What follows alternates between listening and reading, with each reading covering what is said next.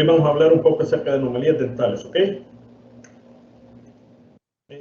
Básicamente las anomalías dentales es una clasificación, o lo que tenemos que nosotros aprender es a determinar y a poder identificar los distintos tipos de oclusiones y de maloclusiones.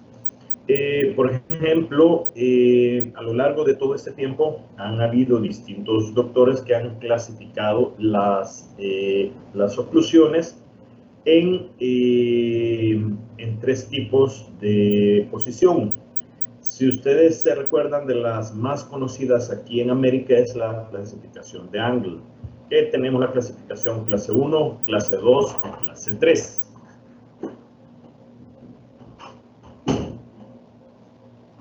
Sin embargo, hay otros doctores que también en Europa han hecho su clasificación y las llaman de otra manera.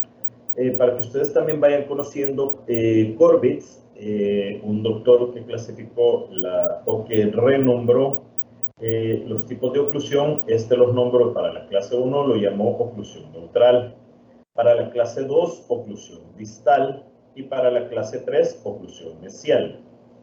Y hay otro doctor que se llama Aen-Schwarz, que la llama para la clase 1, oclusión regular, para la clase 2, oclusión posterior, y para la clase 3, oclusión anterior. Llámenle como le llamen, ustedes ya deben de ir conociendo que si yo les menciono una oclusión posterior o una oclusión distal, nos estamos refiriendo a una clase 2. La clase 2 ya no vamos a entrar en detalle en eso, pero ya todos conocen. Esta puede ser de tipo molar o de tipo canina. Puede ser unilateral o puede ser bilateral. Todo eso debe de ir descrito si ustedes quieren explicar un determinado caso a algún colega. Eso es en base a la relación de las molares y de los caninos, y también para relaciones óseas. Pero para malposiciones dentales también hay una división biogenética de Kantorovich y de Korkhaus, que fueron dos doctores bastante reconocidos en Europa. Ellos tienen una clasificación para las anomalías, la que ustedes están viendo en pantalla. Tenemos la primera, una maxila angosta, la cual esta puede ser con dientes frontales protruidos o puede ser con apiñamiento. Es decir, la maxila va a estar bastante, en el sentido transversal, bastante reducida de su tamaño, y esto va a tener como consecuencia que los dientes frontales estén protruidos o proinclinados, o que exista un apiñamiento dental. Cualquiera de las dos opciones es la que va a existir, ¿ok? La otra variante o la otra anomalía es una mordida cruzada. La mordida cruzada, ya sabemos, puede ser unilateral o puede ser también bilateral.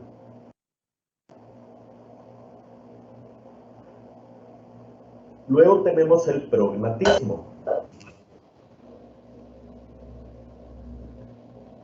El prognatismo es cuando la mandíbula en relación a la maxila es mucho más grande o está anteposicionada. Luego tenemos la mordida profunda, y la mordida profunda es cuando radiográficamente, cuando la maxila y la mandíbula en su dirección convergen entre sí, o dicho de otra manera, de una forma clínica, cuando los dientes anterosuperiores traslapan excesivamente los dientes anteroinferiores.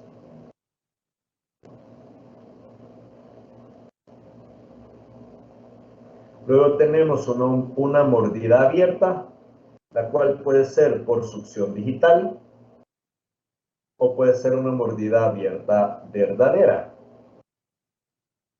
Y cuando decimos una mordida abierta verdadera, se refiere a una mordida de carácter óseo. Es decir, que la mandíbula y la maxila divergen en su dirección.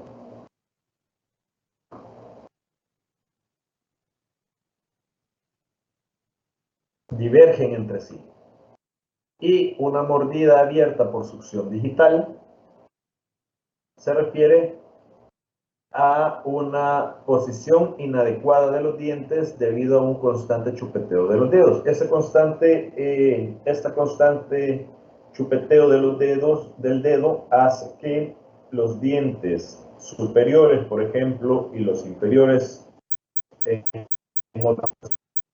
no erupcionen adecuadamente o no estén erupcionados en su totalidad, o puede hacer que una retroinclinación de los dientes anteroinferiores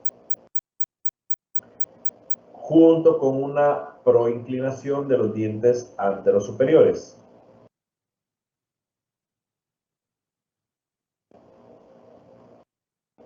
Alterando la posición de estos dientes, ocasionando por ende una mordida abierta.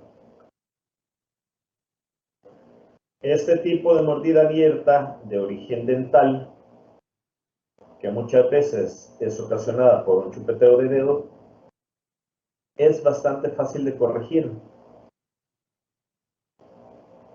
Bastante fácil, y la corrección de esta se realiza de una forma también bastante rápida. Sin embargo, la mordida abierta, cuando es una mordida abierta verdadera, esa sí es bien complicada de corregir. Sobre todo si es un paciente adulto, pues ahí ya no hay mucho que hacer más que una cirugía.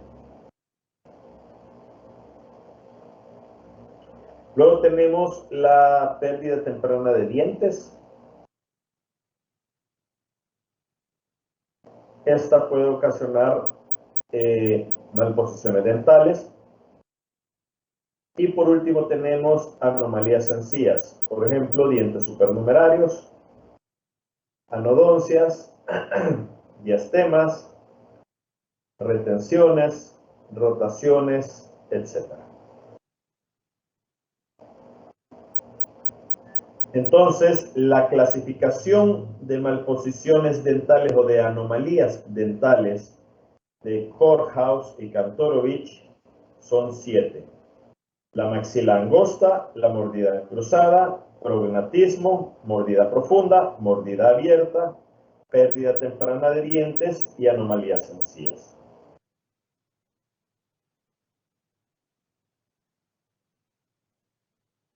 Y vamos a ver también otra clasificación. Antes de ver la otra clasificación, quiero mostrarles también que Courthouse hizo una subdivisión según sus manifestaciones clínicas. Por ejemplo, la mordida prognática inducida puede verse acompañada de puede estar sin adaptación funcional y en oclusión neutral. Una mordida prognática inducida puede estar acompañada de una adaptación funcional y una oclusión mesial y mordida cruzada. ¿Alguien sabe a qué se refiere con mordida prognática inducida, chicos?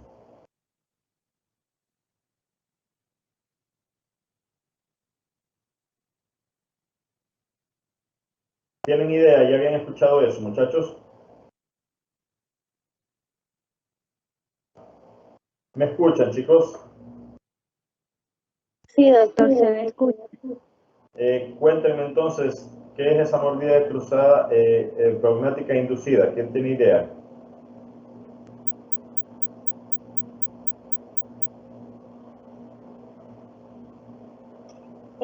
Yo no la había escuchado, doctor, ni el concepto, pero me imagino. Yo no la había escuchado, pero por lo que dice el concepto, el concepto, me imagino que se refiere a una mordida que es inducida por un factor externo. Exacto, es inducida por un factor. Hasta ahí va bastante bien, correcto. ¿Qué factores pueden inducir una mordida mesial?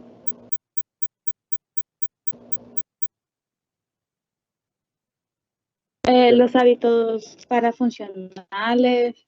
Exacto. ¿Qué más?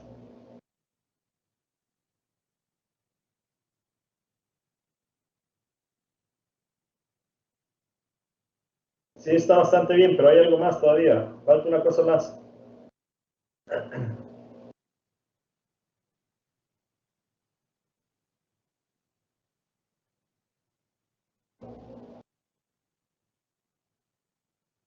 La frecuencia.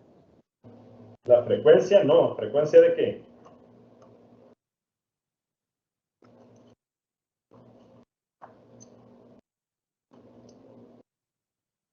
Vale, ¿qué es lo que puede inducir a una, ¿cómo se llama? A una mordida prognática. A que una mordida se vuelva prognática. ¿Qué es lo que puede inducir? ¿Qué factores existen? ¿Factores parafuncionales o habituales? ¿Una interferencia oclusal? ¿O una erupción ectópica de algún determinado diente? Es decir, una erupción no adecuada de un determinado diente. Eso puede hacer que cuando el paciente muerda sienta algo incómodo y o la oclusión no termine de coincidir adecuadamente. Entonces, ¿qué es lo que sucede? El paciente empieza a buscar una nueva posición en la cual los dientes puedan ocluir de una forma más adecuada, de una forma más cómoda. Y muchas veces eso induce a una protrusión de la mandíbula causando una mordida prognática. Esa mordida prognática puede adaptarse funcionalmente, es decir, puede nada más hacer que una ligera mesialización de la mandíbula me ocasione, por ejemplo, una proinclinación de los dientes anteroinferiores, pero en el canino, en caninos y en molares siempre va a haber una oclusión neutral. ¿Ok? O puede estar inducida con una adaptación funcional, es decir, que el paciente logre morder. Funcional se refiere a que logre masticar adecuadamente, pero que la oclusión al finalmente caiga en una oclusión mesial o incluso en una mordida cruzada.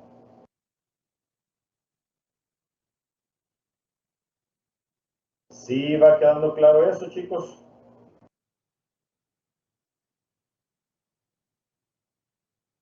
Sí, doctor. O puede darse también una mordida prognática verdadera, la cual eso implica un sobredesarrollo mandibular, es decir, que la mandíbula va a crecer más de lo que debería de crecer, se sobreestimuló el crecimiento mandibular y vamos a tener una mandíbula bastante grande en tamaño. O una mordida prognática falsa, la cual nos indica que hay un subdesarrollo maxilar. Todo el complejo maxilar no creció, no se estimuló adecuadamente.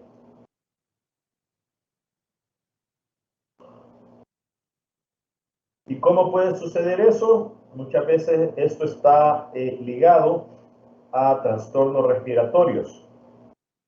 ¿Qué tipo de trastornos? Alergias, bronquitis, asma, rinitis.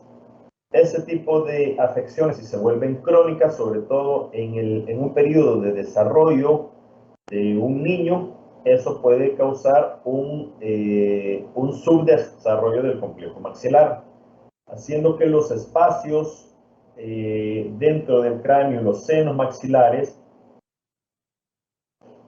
el volumen de esto quede pequeño el hueso no crezca, pero la mandíbula tiene un tamaño adecuado. O, por el contrario, hay una combinación en la cual la mandíbula también crece demasiado. Y eso se da algunas veces cuando el mismo paciente tiene problemas respiratorios, el paciente tiende a respirar a través de la boca, que le resulta mucho más fácil. Entonces la mandíbula va a estar la mandíbula muchas veces abierta, y eso hace una tracción constante de los músculos hacia la mandíbula. Los músculos van a estar traccionando la mandíbula y esto algunas veces estimula el desarrollo mandibular, haciendo que el tamaño de la mandíbula sea un poquito mayor, y los problemas respiratorios o alérgicos del paciente hacen que la maxila no se desarrolle adecuadamente, y se da esa combinación. Una mordida prognática combinada. ¿Ok? ¿Sí queda claro esto? Entonces, repitiendo, el prognatismo dígame. No, yo solo tenía una duda con respecto a la mordida prognática verdadera, que si se puede corregir sin ortodoncia durante la dentición decidua. Se puede corregir durante la dentición decidua con aparatología removible, sí. Pero va a depender también del grado de mordida, del prognatismo que tenga el paciente, y va a depender también de la edad del paciente.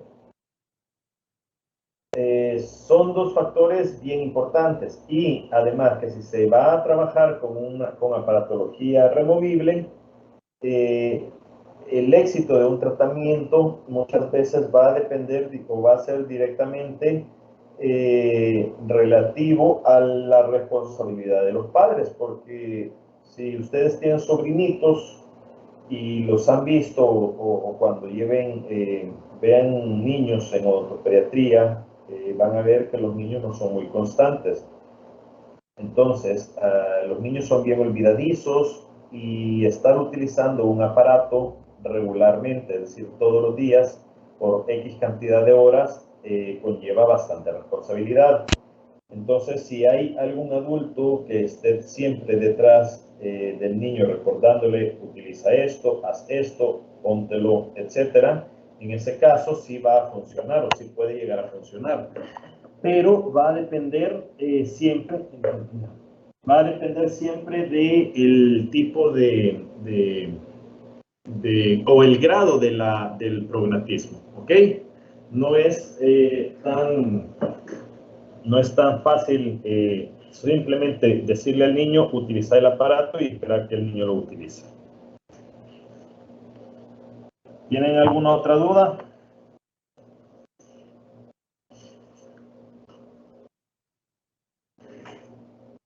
¿No? ¿Chicos? Ok. Vamos a continuar.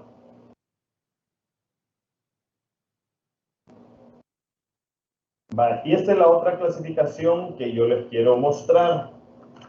Recuerden estas dos clasificaciones, está la de Kantorovich y está la de Kling-Hetman. Kling-Hetman hizo una clasificación de malposiciones basada en 10 aspectos, en 10 puntos.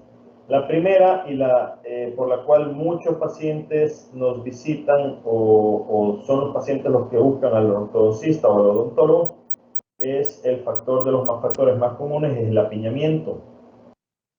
El apiñamiento, puede ser dividido en la región anterior, apiñamiento de caninos, o apiñamiento posterior.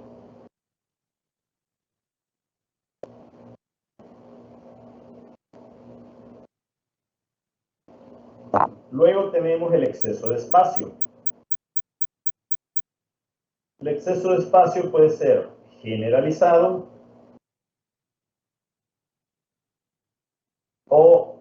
estema.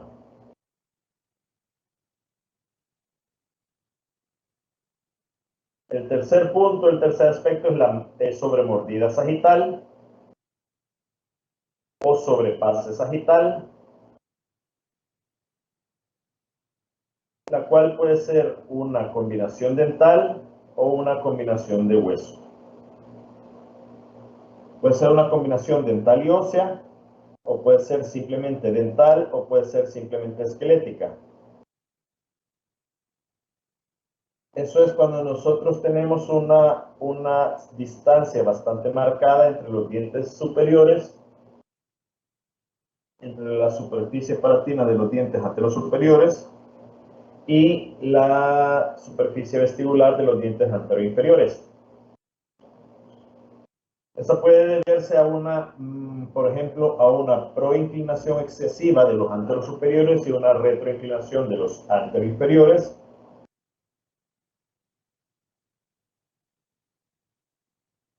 O puede deberse también a una maxila bastante grande, aumentada de tamaño, y una mandíbula subdesarrollada, por ejemplo. Es decir, una maxila sobredesarrollada y una mandíbula subdesarrollada.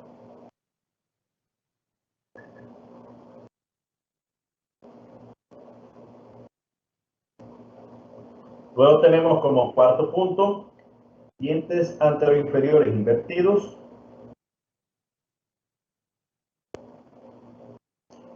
Que básicamente esto se refiere a un prognatismo. Eso puede ser de origen dental, puede ser dental individual, o por un sobredesarrollo mandibular, o por un subdesarrollo maxilar.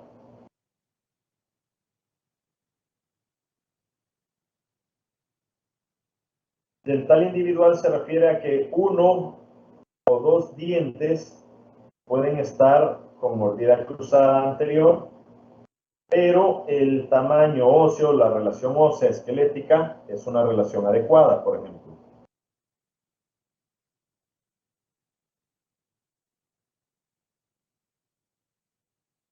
Como quinto aspecto tenemos disturbios laterales de la oclusión.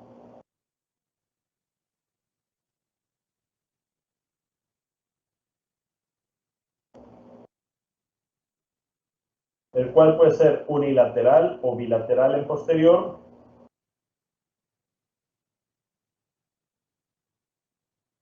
O laterotrusiones.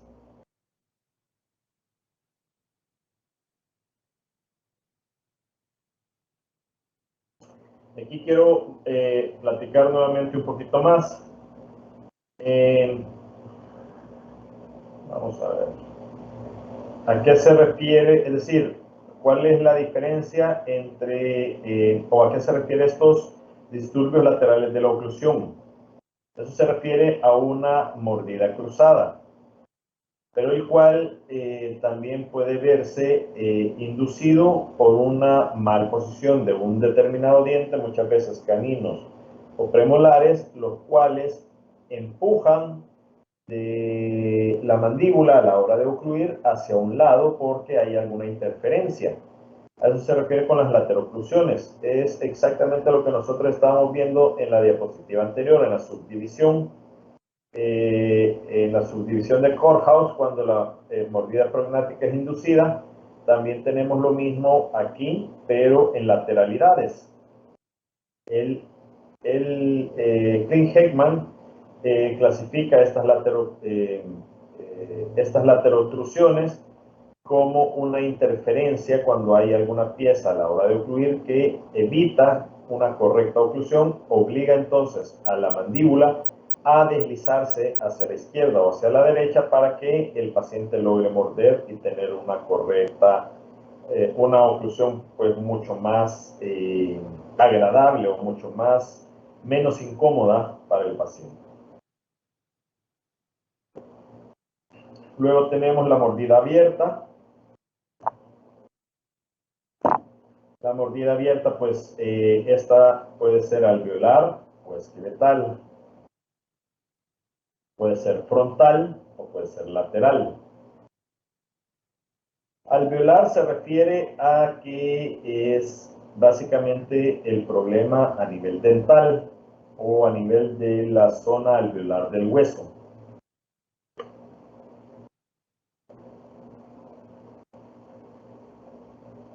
Y esta puede estar siempre, ya sea en el sector frontal o en el sector lateral.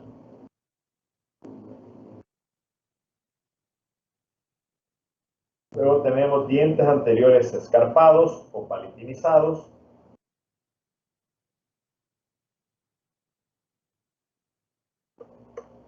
Los cuales pueden estar estos en superior, en inferior, o combinados, o puede estar unilateral o bilateralmente, y puede existir o no una oclusión distal.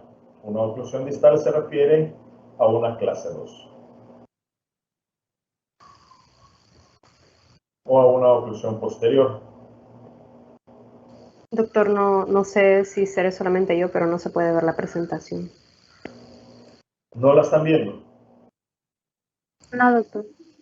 Chicos, platíquenme, avísenme. ¿Desde dónde no lo están viendo? Desde el punto 5. 5. Ajá.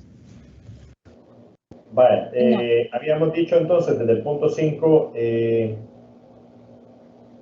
los disturbios laterales de la oclusión, los cuales pueden ser unilateral o bilateral en posterior, y las laterotrusiones. Las laterotrusiones les decía que se referían cuando hay un contacto de una pieza, por ejemplo un canino, o muchas veces son los premolares los que están en una posición inadecuada o que está afectando la oclusión normal. Entonces el paciente a la hora de morder puede sentir esa incomodidad y se obliga él mismo a mover la mandíbula, ya sea hacia un lado o hacia otro, hacia la izquierda o hacia la derecha, para poder tener un máximo contacto, una máxima intercompiración con todas sus piezas. Esto lo que hace es, esto se da muchas veces cuando un canino o una premolar está erupcionando y erupciona en una posición inadecuada. O puede darse también cuando con un paciente que está en tratamiento de ortodoncia y el doctor no ha realizado un movimiento adecuado y entonces el diente se va hacia una posición inadecuada, alterando la oclusión normal. Todo eso puede ser inducido. O por ejemplo, un golpe que sufra un accidente que sufra un niño o una niña, y eso mueve la posición del diente, y entonces el paciente tiene miedo de cerrar, entonces envía o empuja la mandíbula hacia uno u otro lado, hacia la izquierda o hacia la derecha. Entonces, todo eso son disturbios laterales de la oclusión. O una mordida cruzada unilateral o bilateral. ¿Se recuerdan ustedes por qué pueden ser las mordidas cruzadas bilaterales, chicos?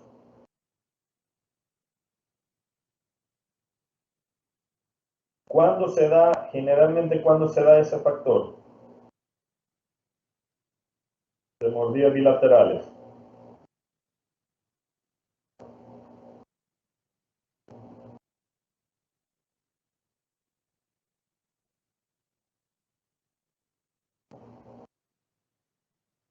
Chicos,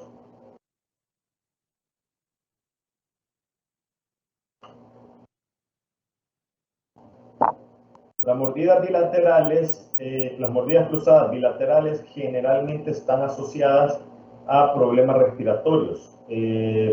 Pacientes con problemas habitual de mordida abierta o problemas de respiración con problemas respiratorios crónicos.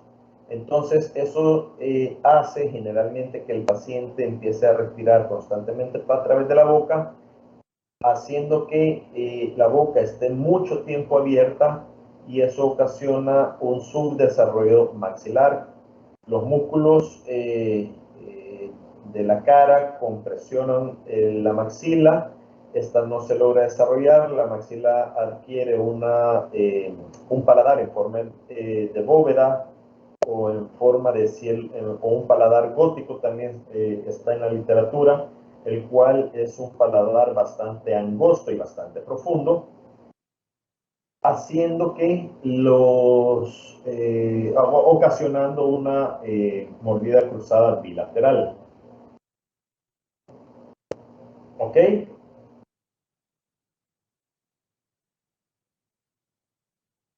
Vale. Continuamos entonces, habíamos dicho mordida abierta y habíamos dicho también los dientes anteriores escarpados o palatinizados. Eso puede ser en superior o en inferior, y eso puede ser también unilaterales o bilaterales, con o sin oclusión distal, es decir, puede existir, a pesar de que los dientes están bastante hacia palatino, puede haber una oclusión clase 2, o puede haber, a pesar de una malposición de los dientes, puede haber una oclusión neutral y simplemente ser una malposición en el sector anterior. Luego están las malposiciones individuales, que son dientes anteriores. Eso se refiere a que puede ocurrir en dientes anteriores y o posteriores. Eso se refiere, por ejemplo, a rotaciones, a sobreerupciones, a suberupciones. Es decir, que el diente no alcanza su altura natural. Puede ser un diente, una erupción ectópica también. A eso se refiere. Luego tenemos defectos en la cantidad dental.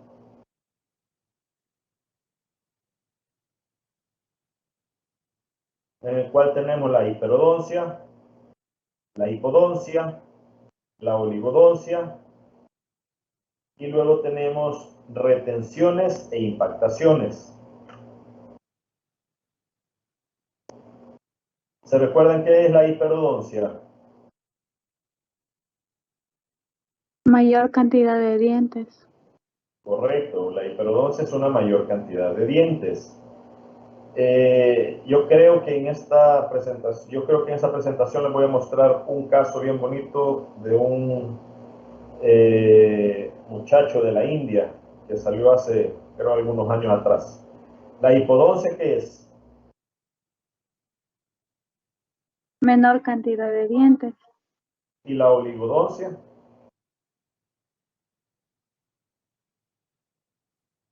Cuando hay ausencia 6 dientes. de más de 6 dientes.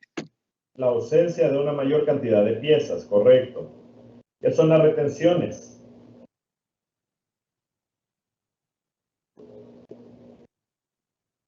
Dientes que no han erupcionado o no han salido de su alvéolo. ¿Y las impactaciones?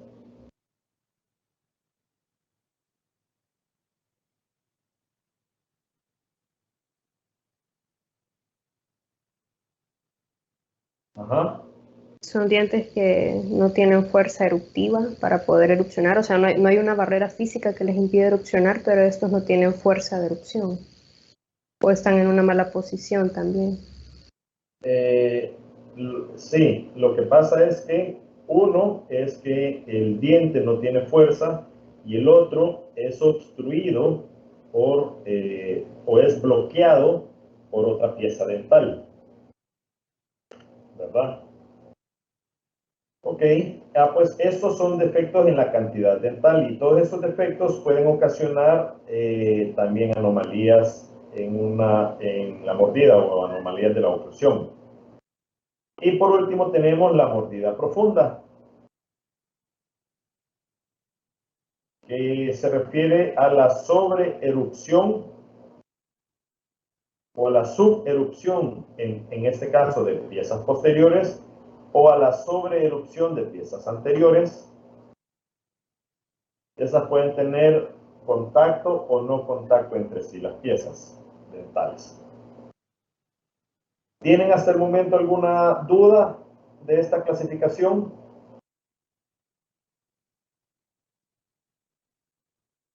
Chicos.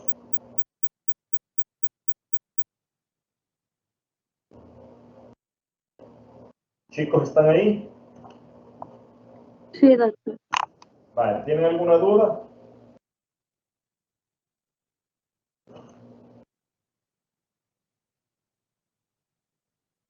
Creo que no, Yo doctor. tenía,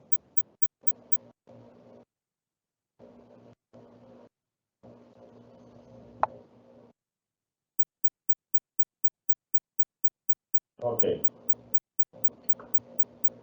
Vamos a hablar entonces del apiñamiento. El apiñamiento puede ser primario, secundario o terciario. ¿Quién sabe cuál es, a qué se refiere esto?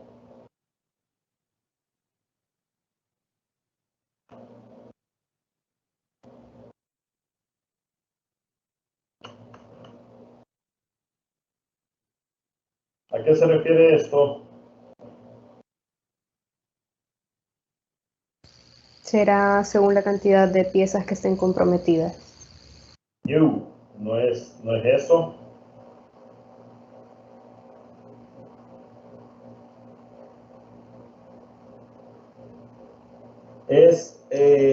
¿Cómo puede ser el apiñamiento? Eso se refiere al factor, o qué es lo que ocasiona, qué es lo que puede ocasionar el apiñamiento. ¿Qué es lo que ocasiona un apiñamiento?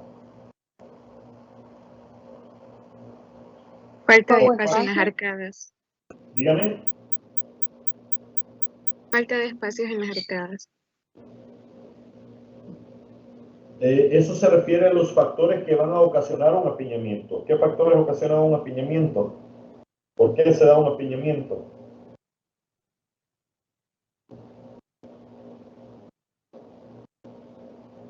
El apiñamiento puede ser primario, secundario o terciario. El primario se refiere cuando el problema del apiñamiento es de origen genético. Es decir, hay una discrepancia entre tamaño de hueso y tamaño de los dientes, el tamaño mesiodistal de los dientes.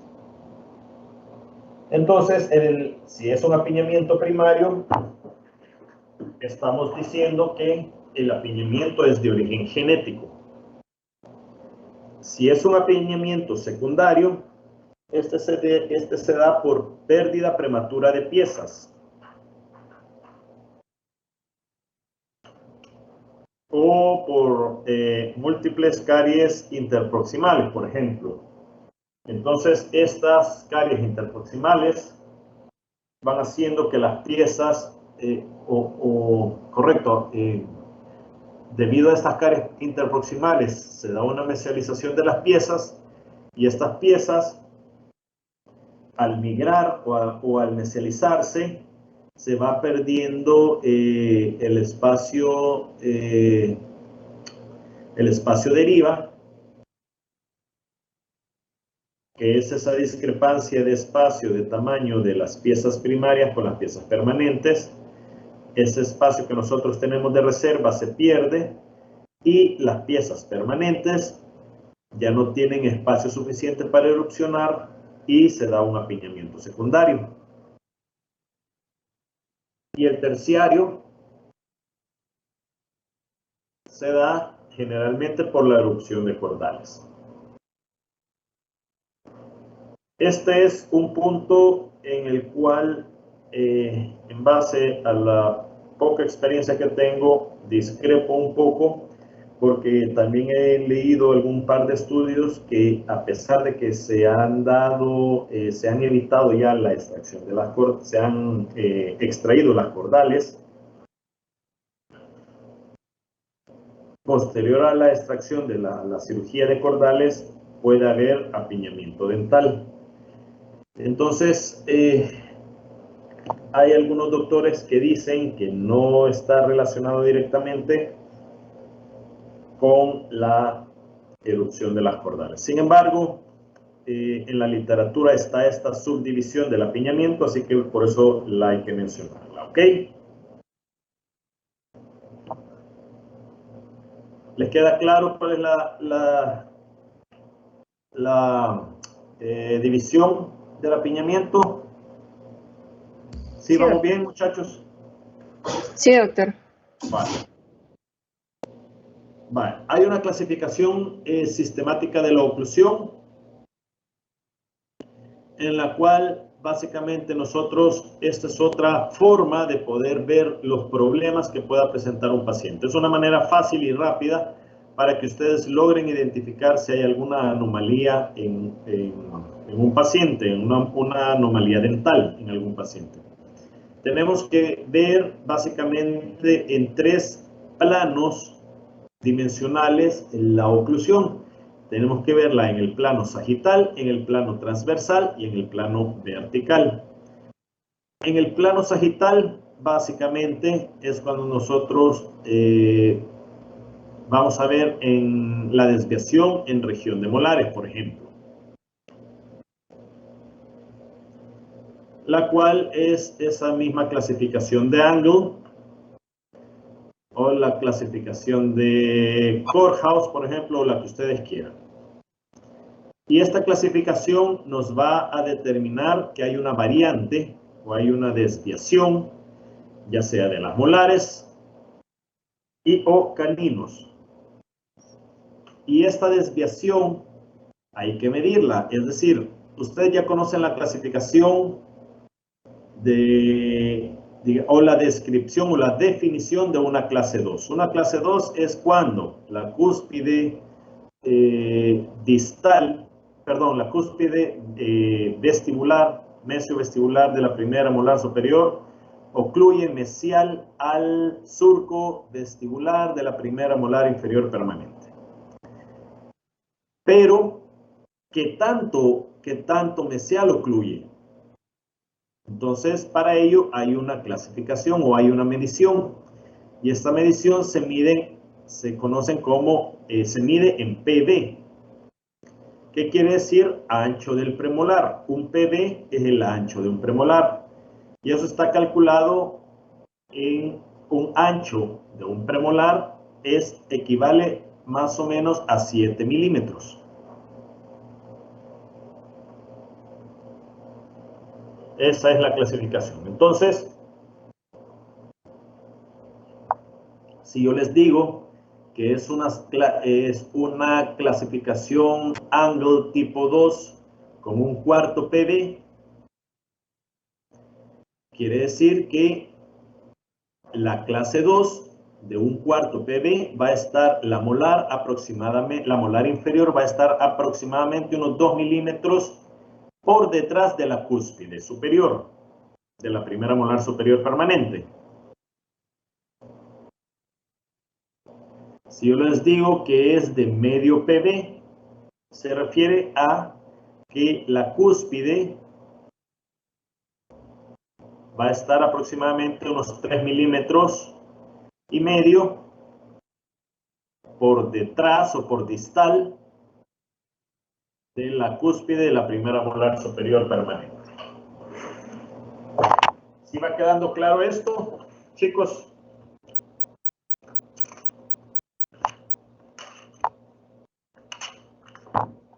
¿Va quedando claro, chicos? Sí, doctor. Sí.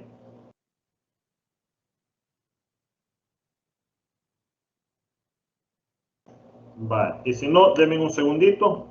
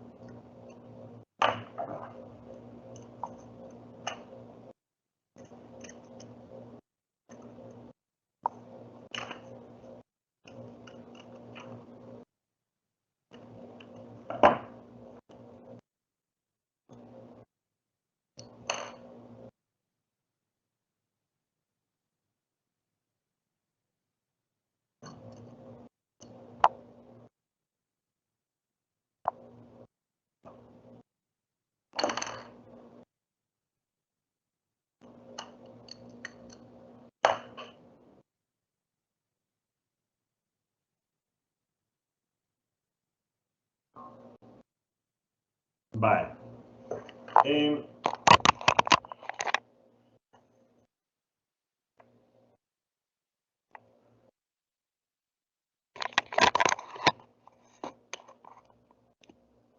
No sé si logran ver la imagen aquí en estas páginas.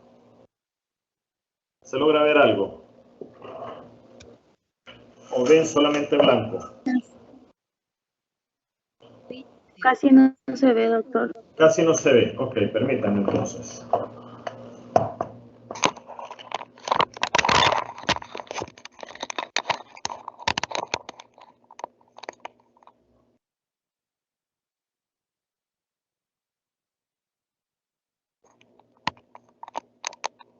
¿Y ahora se logra ver mejor? He tratado de dibujarles una 1.6 y una pieza 4.6. ¿Lo ven o lo ven al revés? Sí se ve, doctor. Sí, sí, doctor. Es que yo lo estoy viendo al revés. En mi imagen me aparece al revés, por eso. Yo no sé si lo logran ver bien o así está bien para ustedes. Así es al revés, doctor. Ah, ok. Vale. Ok. Espero no equivocarme porque lo estoy viendo al revés yo en la imagen. Vale. Entonces tenemos que esto es una clasificación clase 1. Entonces, esto con la pieza 4.6, concluyendo de esta forma, ya es una clase 2. ¿Ok? Esto también es una clase 2. Y esto también es una clase 2. ¿Ok? Pero no sabemos cuánto, qué tanto es una clase 2. Entonces, para ello se ha hecho esa clasificación que puede ser un cuarto, medio, 3/4, un PB, un cuarto, un PB y medio, un PB 3/4, etc. Y eso nos va a determinar la gravedad de la clase 2 o de una clase 3 también puede ser. Entonces, ¿qué significa un PB? Un PB es un ancho de 7 milímetros aproximadamente. O sin el aproximadamente, es un ancho de 7 milímetros. Punto.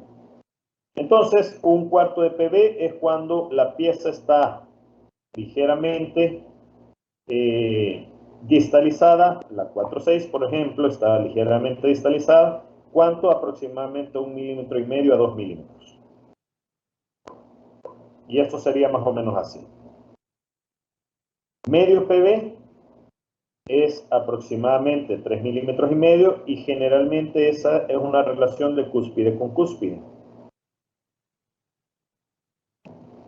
Y un PB es cuando, un PB distal es cuando ocluye más o menos así, miren, al revés.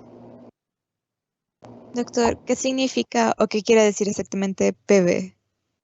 Eso quiere decir ancho del premolar. Esa es la traducción es premolar breite. Quiere decir ancho del premolar.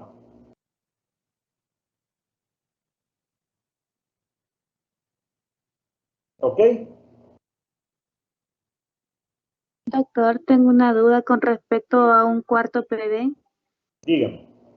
porque dice que la pieza está distalizada aproximadamente 1,5 milímetros. Entonces Sí, quiere decir que está por atrás del surco mesiovestibular. correcto. Sí, correcto. Así Y es. seguiría siendo una clase 2 o sería ya clase 3. No es clase 2. Si la Ok. 4.6 está hacia distal, si la 4.6 está hacia distal, aquí está distal, miren, distal está aquí, ¿ven? Entonces la clase 6, en vez de estar en su posición adecuada en neutral, está hacia distal, quiere decir que está más hacia atrás. Entonces es una Ok, clase ya 2. entendí. Gracias. Ok. ¿Algo más? ¿O alguien más?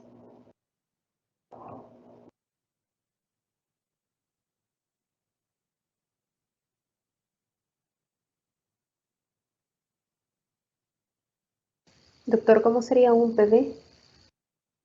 Un PV es así, miren. Así.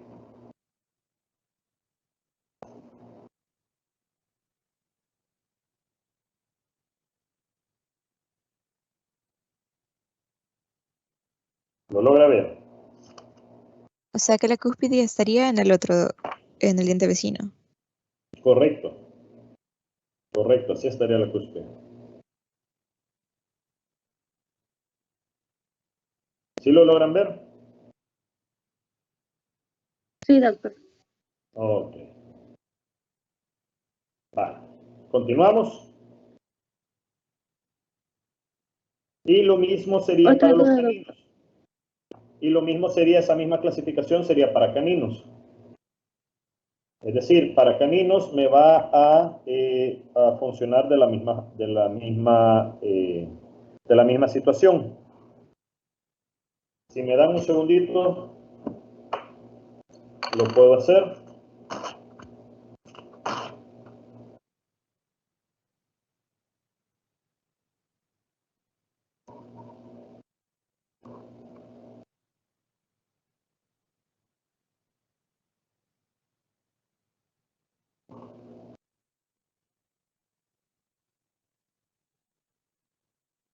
Aquí.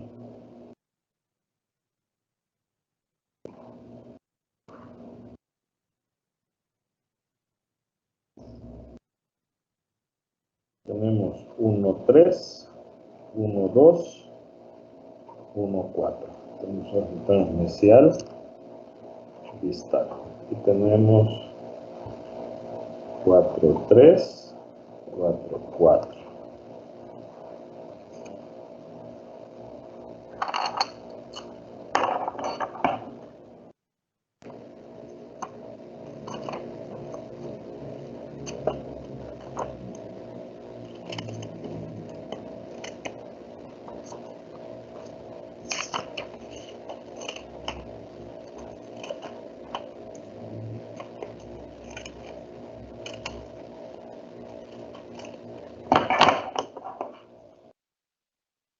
Vale.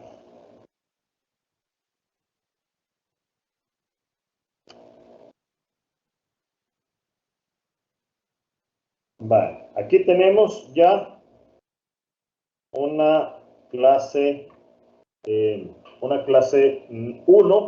o una clase neutral. ¿Ok? En la cual la 1,3 ocluye entre la 4,3 y la 4,4. ¿Sí? Sí, chicos, ¿me escuchan? Sí, doctor. Sí, doctor. Vale. Entonces, ¿qué pasaría si yo hago esto? ¿Qué tipo de oclusión sería?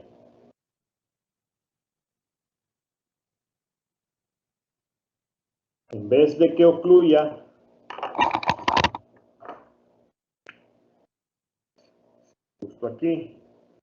justo aquí, eso sería una clase 1. Miren. Ahora sí ya no se ve, doctor. Permítanme. Sí, cayó. Eso sería una clase 1. Miren. ¿Qué sucede si el paciente ahora ocluye así?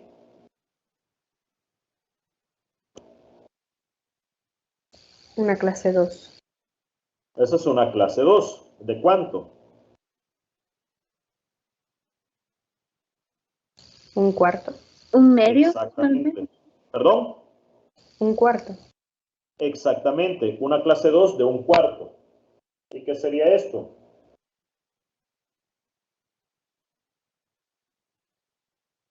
Clase 3. Correcto. Eso sería una clase 3. ¿De cuánto? Un medio. Exactamente. No de un medio, sino que de medio PV. Correcto. De medio PV. Correcto. ¿Y esto qué sería?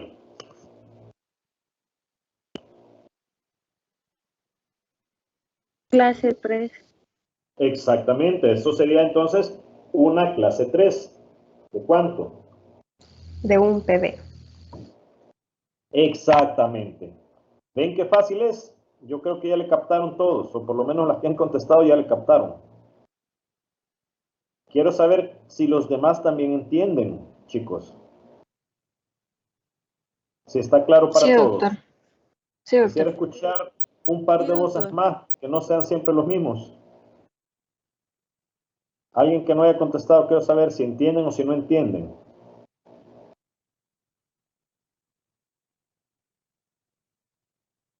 Sí se entiende, Dimas, doctor. sí se entiende. Denis, Cristian Oliveiro. Oliverio es. Ok. Doy por hecho que comprenden entonces, chicos. Vale.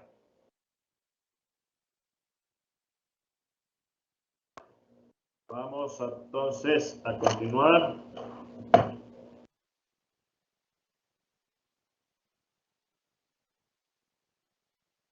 Vale, entonces estábamos hablando de la desviación. Doctor, no se Sí. ve la presentación. No se ve. Ahorita No. se la pongo. Ahorita.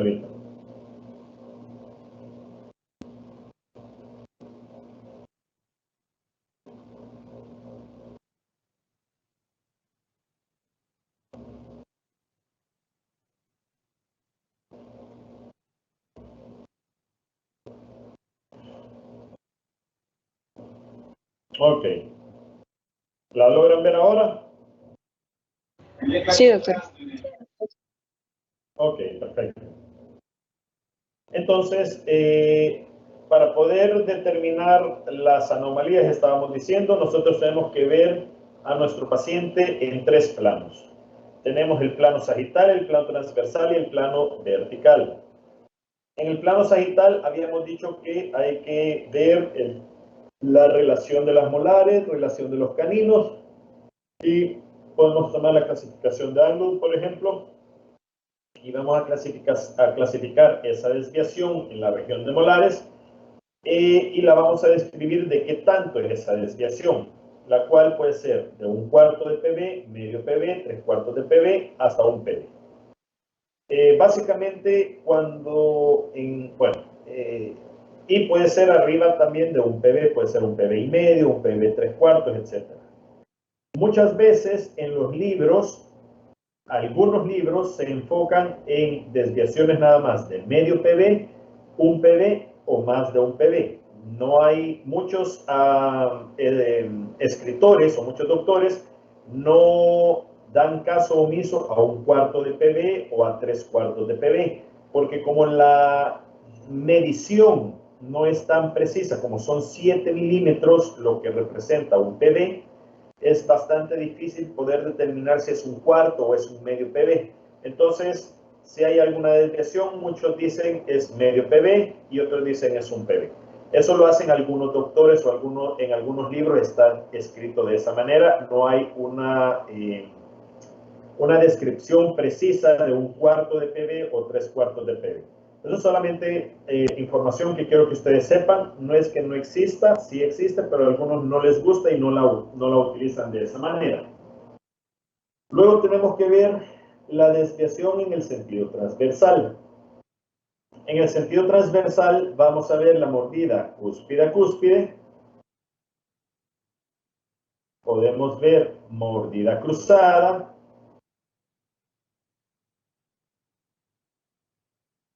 Mordida palatina en non-oclusión o bucal non-oclusión, o una desviación intermaxilar de la línea media.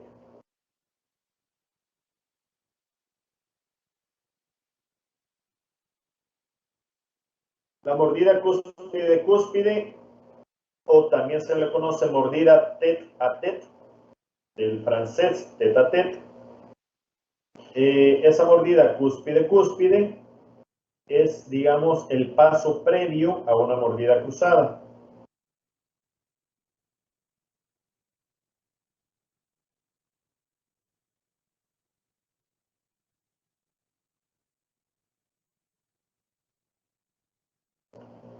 Luego tenemos la palatinal non-oclusión y la bucal non-oclusión. que es mordida invertida y mordida en tijera.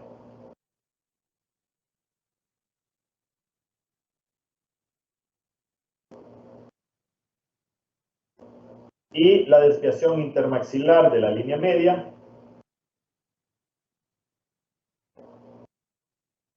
es cuando no coincide la línea media del maxilar con la línea media mandibular.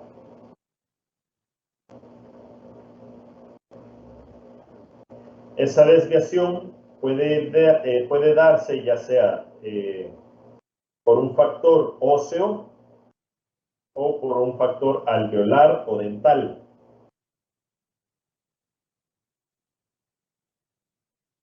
Si es una desviación de carácter ósea o es un factor óseo, muchas veces se refiere eso a que hay una desviación del hueso y ese problema puede darse por un sobrecrecimiento mandibular, por alguna patología, por alguna fractura en algún cóndilo, por un sobrecrecimiento o un sobredesarrollo de un lado del cóndilo o de la fosa glenoidea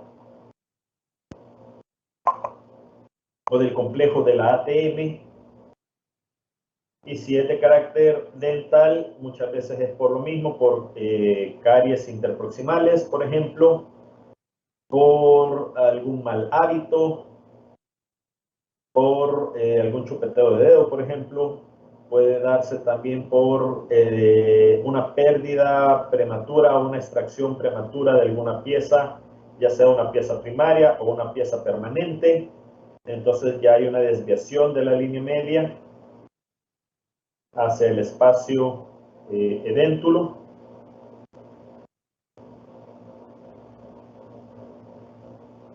Esos pueden ser los factores. Doctor, es que había dicho que era el anterior, donde dice palatinal non-oclusión, bucal non-oclusión. ¿Perdón?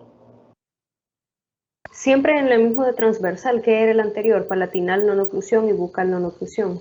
Ajá. Es mordida en tijera y mordida invertida. Ok, gracias. Bueno. ¿Alguna otra pregunta?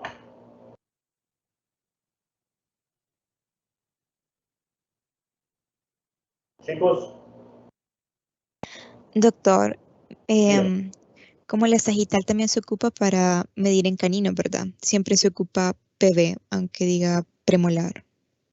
Sí, correcto. Nosotros medimos las molares, pero con una medida de premolares.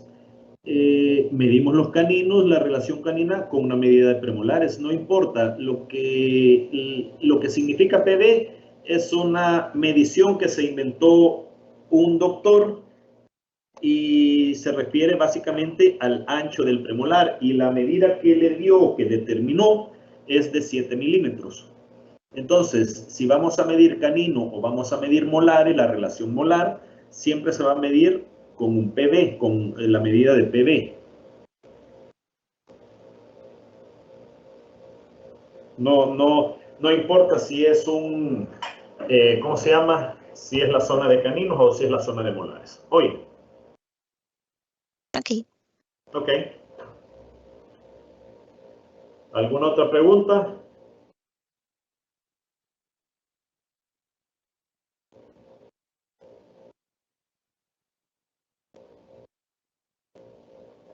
Creo que no, doctor.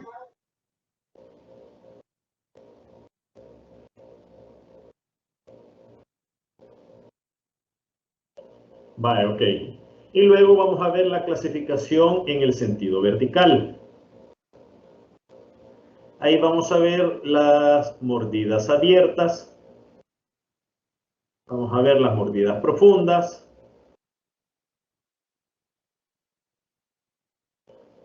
Y vamos a enfocarnos también en la curva de Spee, la cual puede estar aumentada, puede ser plana o puede ser invertida.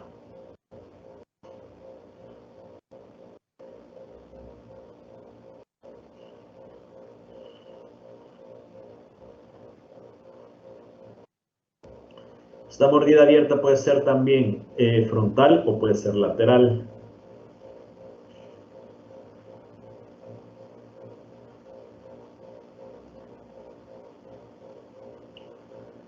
¿Ok?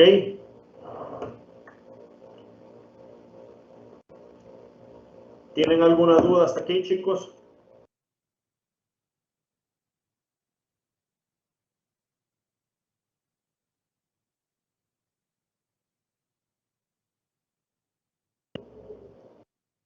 Chicos, ¿tienen alguna duda? No, doctor. Vale. Vale, chicos. Vamos a dejar entonces esta clase hasta aquí. La próxima semana no vamos a tener clase conmigo. ¿Ok? Sino que nos vamos a ver hasta después, dentro de 2 semanas. ¿Ok, chicos?